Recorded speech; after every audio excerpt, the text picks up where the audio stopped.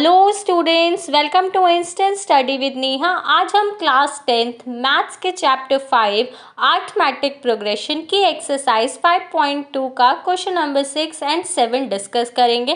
तो let's just start with question number 6, जो कि हमें गिवन है। Check whether -150 is a term of the AP 11, 8, 5 and 2। यानी कि आपको एक एपी गिवन है और आपको चेक करना है कि -150 इसकी टर्म है या फिर नहीं है। तो इसके अंदर आपको क्या करना है, ए एन की जगह पे -150 पुट करके एन की वैल्यू को क्या करना है, फाइंड आउट करना है।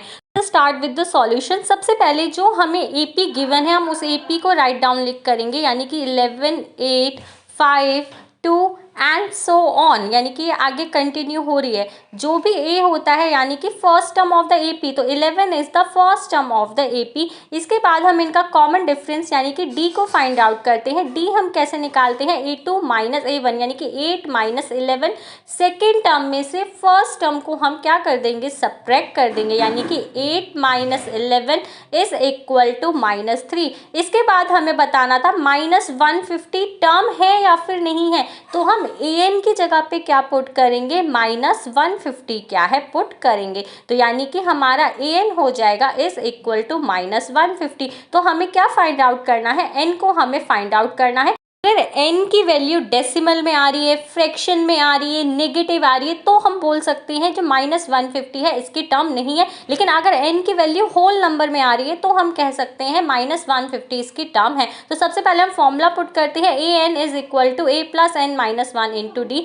an की वैल्यू हमें -150 दी है, a की वैल्यू हमें 11 दी है, n की वैल्यू हमें फाइंड आउट करनी है, d की वैल्यू हमें -3 दी है। तो सॉल्व करते हैं, -150 तो प्लस का 11 है, यहाँ पे जाके -11 में कन्वर्ट हो जाएगा, is equal to n minus 1 into -3।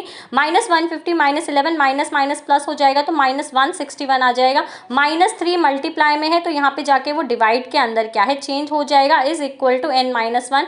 अगर माइनस से माइनस कैंसिल आउट, आप 161 को 3 से डिवाइड करोगे तो जो हमारा आंसर आएगा वो डेसिमल में आएगा, यानी कि 53.7 समथिंग हमें क्या है मिलेगा, is equal to n minus 1। तो यानी कि यहाँ पे जो हमारी n की वैल्यू आएगी वो क्या आ रही है, डेसिमल में आ रही है। इट मीन्स n की वैल्यू पॉसिबल नहीं है, यानी कि -150 is not the term of the given AP.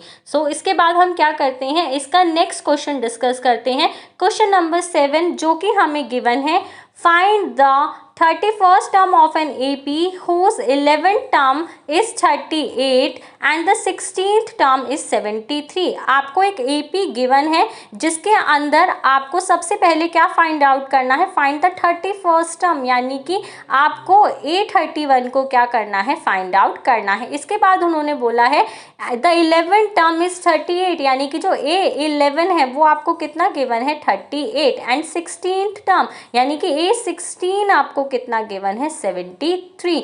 सबसे पहले हम क्या करेंगे, जो भी हमें वैल्यूज गिवन है हम उनको एक्सपेंड करेंगे। जैसे A11 है तो A11 को हम A प्लस 10D करके क्या है लिखेंगे, तो A11 is equal to A plus 10D। आप मेरी प्रीवियस वीडियोस में जाके A एंड D की वैल्यू को फाइंड आउट करना सीख सकते हैं। A16 हम कैसे निकालेंगे, A plus 15D is equal to 73। तो हम इनको क्या कर लेते हैं, इक्वेशन सेलेक्ट कर लेते हैं, यानी कि 38 क्या हो गया, हमारी इक्वेशन नंबर फर्स्ट हो गया, एंड A प्लस 15D हमारी इक्वेशन नंबर सेकेंड हो गया। तो हम क्या कर सकते हैं, from equation first and second से हम A एंड D की वैल्यू को फाइंड आउट कर सकते हैं। तो सबसे पहले हम लिखेंगे A plus 15D is equal to 73 and A plus 10D is equal to 38। हम एलिमिनेशन मैथड लगा के इनको सब्ट्रैक्ट करेंगे। A में से A जाएगा तो कैंसिल आउट हो जाएगा, 15 में से 10D जाएगा तो 5D बचेगा, 73 में से 38 यानी कि 3 में से 8 गया 5, एंड 6 में से 3 जाएगा तो 3, यानी कि 35 क्या है बचेगा। डी की वैल्यू निकालनी है, 5 मल्टीप्लाई में है, डिवाइड में चला जाएगा, तो डी की वैल्यू हमारी कितनी आ जाएगी, 7 आ जाएगी। जब हमारी डी की वैल्यू निकल गई तो हम इक्वेशन नंबर फर्स्ट या सेकेंड किसी भी इक्वेशन में पुट करके हम ए की वैल्यू को क्या कर सकते हैं, फाइंड आउट कर सकते हैं। तो हम लिखते हैं पुट द वैल्यू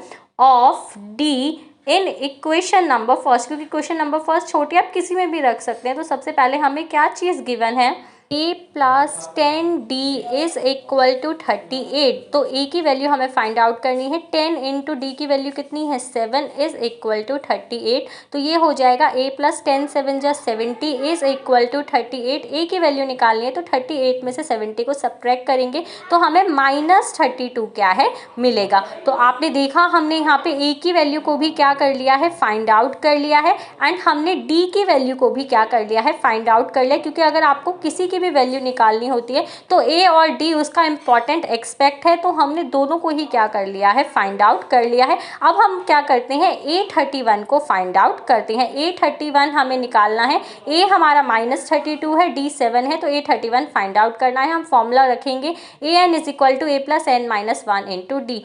an हमें फाइंड आउट करना है, a -32 है, n हमारा 31 है क्योंकि हमें 31st टर्म को फाइंड आउट करना है, तो 31 माइनस 1, d की वैल्यू हमें 7 गिवन है, -32, 31 में से 1 सब्ट्रैक्ट करेंगे तो हमें 30 मिलेगा, यानी कि 30 into 7 then is equal to -32। 30 को 7 से मल्टीप्लाई करेंगे तो हमें 210 माइनस प्लस क्या हो जाएगा 32 में से 210 को हम सब्ट्रैक्ट करेंगे तो हमें 178 क्या है मिलेगा। So that's all for today. If you have any doubt, let me know in the comment section. For more such videos, please subscribe my channel and thanks for watching.